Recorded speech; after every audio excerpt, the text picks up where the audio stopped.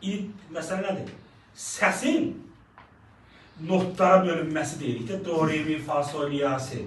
Do, re, mi, fa, sol, la, si deyəndə biz əslində onun tezliyini dəyişirik. Məsələn, burada mən sizə notları göstərəcəm. Fikir verirsə, bunların uzunluqları fərqlidir. Uzunluqlar dəyişəndə, onlar vibrasiya eləyəndə, tərpənəndə, yaratdıqları dalğalar müxtəlif olur.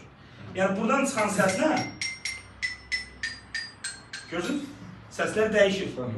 Çünki sən onun tezliyini dəyişirsən. Do, re, mi, fa, sol, la, si dediyimiz o notların 7-dən notun 7-si də əslində o yaranan dalğanın tezliyi ilə bağlıdır.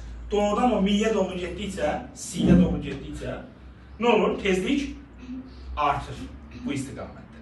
Amma tezlik artanda dalğa uzunluğu nə olur? Azalır. Dalğa uzunluğu böyük.